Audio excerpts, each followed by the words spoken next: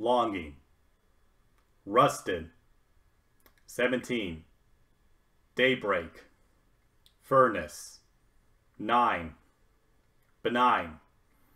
Homecoming. 1. Freight car. Ready to comply.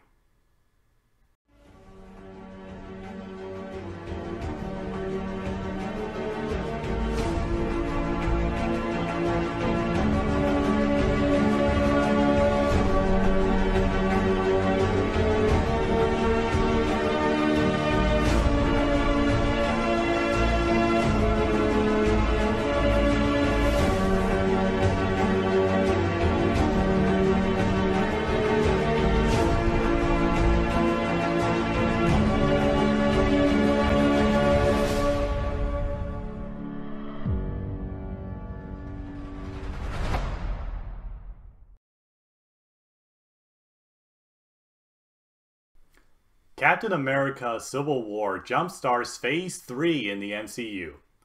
Based on the Marvel comic book series, this film would be a turning point for our cast of heroes. After being a bit disappointed by some of the MCU movies, I thought of avoiding the trailers for this one as an experiment to not have high expectations and know very little of what it would be like. And in the end, I felt it really paid off. So much so that I'm doing it again for Thor Ragnarok. Please don't be a disappointment. Please. After the events of Age of Ultron and a mission with a disastrous outcome, Captain America and the rest of the Avengers, excluding Thor and Banner, are given news of a settlement called the Sokovia Accords that would let the government decide when and where the Avengers can do their duty without causing more collateral damage. The news is given by the Secretary of State, Ross, from The Incredible Hulk. Crap.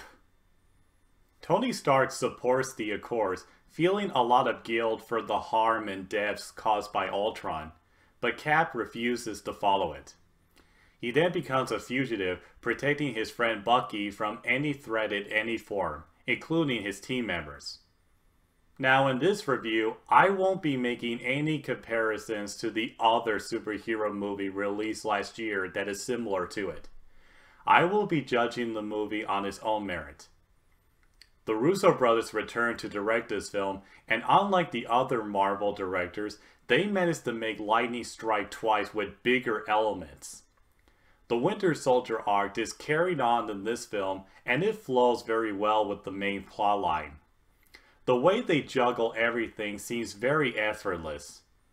You could probably tell whose side I'm on, but I don't take a lot of pride in it. Okay, maybe a little. However, even though this is a Captain America movie, I really appreciate how it doesn't treat this in a black and white fashion.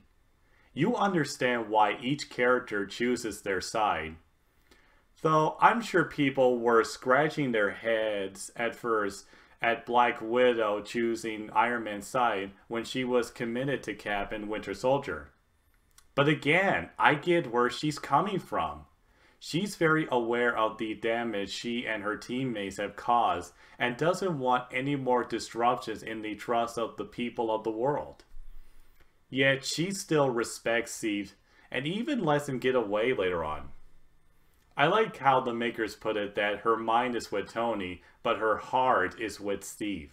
So the Russos get another point for doing Black Widow justice again. As for the new characters, we had the introduction of T'Challa, aka Black Panther, played by Chadwick Boseman. Boseman plays his character so well as a calm man, but also a very persistent fighter in a vibranium suit. On top of that, Spider-Man makes his way into the MCU after Sony and Marvel Studios made a deal to share the rights. This version of Spidey is played by Tom Holland, and I have to say, he is very worthy of taking on the role. I felt he captured both the awkward persona of Peter Parker and the quipping web-slinger so excellently. You also have Aunt May, who is played by Marissa Tomei, who is middle-aged but still hot. Strange. It may be a bit early to say if Tom Holland is the best Spider-Man, since I'm going to later review the Sam Raimi trilogy and Mark Webb movies, but I'll just say that he's a great Spider-Man. Among the action scenes, one that was heavily talked about was the airport fight. I've heard so much praise for this sequence. Many people say it was the best action scene from any Marvel movie. So, did it live up to the hype? Well, how do I put this? It was amazing! I never had this much fun since the climax from the Avengers. Compared to it, this scene has a simple setting, but it contains the most heroes on screen in any MCU movie so far. The action was so mesmerizing, and Spider-Man was so enjoyable. I love how energetic he was and how he interacted with everyone. Like when he comes face to face with Bucky, he says, "You have a metal arm? That is awesome, dude!" Though I think he needs to work on honing in his Spidey sense, since he gets knocked around quite a bit. But Spidey wasn't the only one who had people laughing. Ant-Man was another welcome addition to this scene.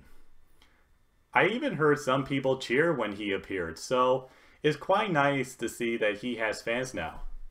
But then, the scene takes a colossal turn when he uses his suit to become Giant Man. Spidey pretty much spoke for everyone when he exclaimed, "Holy shit!" I mean, it was glorious. The makers deserve huge kudos for that.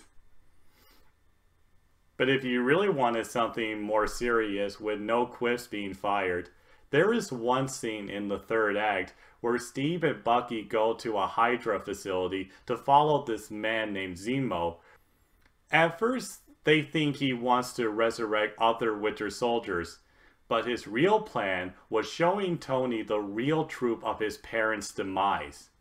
It turns out that Bucky murdered them, and the look on Tony's face as he reacts to it was heart-wrenching. He then fights Bucky and Steve in a very rough action scene. With all that said, I thought Zemo was one of the better villains from the MCU. He was different in how he was a normal man with military experience who lost his family. And he actually succeeds in tearing apart Tony and Steve. Even though the Accords planted the seeds in the rift, he added bigger cracks. Now I want to discuss the controversial kiss between Steve and Sharon Carter. In the movie, Peggy dies, but then, like a day or two after the funeral, Steve kisses her niece Sharon. Man, and I thought Willow moved on too quickly with Kennedy. Even Haley Atwell didn't approve of it. Funny how her character has moved on with another man. And while I do have issues with the kiss, I just can't bring myself to hate Sharon because Emily Van Camp seems like a very sweet woman. I don't think she deserves to have a smear campaign when she's just a victim of circumstance, doing what the script and directors are telling her to do. I don't see her as just a romantic interest, since she had an agency established in Winter Soldier. And who said she can't be a love interest and your own strong character at the same time? Plus, the moment was very brief, and I will admit, Sam and Bucky's reaction was hilarious, the way they're like... I'm very optimistic that the Russos, or more precisely, the writers, would either take this relationship slow or have it go nowhere. However, if they show Steve and Sharon dancing together, then that will be taking it too far. Overall, Captain America Civil War provides a new chapter that is both exciting and thrilling. Do I think it's a better Avengers movie than Age of Ultron? Well, as much as it pains me to say it, yes. The Russos and writers Christopher Marcus and Stephen McFeely balance out every element extraordinarily well. I can't express enough how much I'm looking forward to Avengers Infinity War, and the next one. Who knows if they'll top off anything from the last movies. I bet they will, as if it couldn't be said enough. Till then, Captain America Civil War gets my complete approval.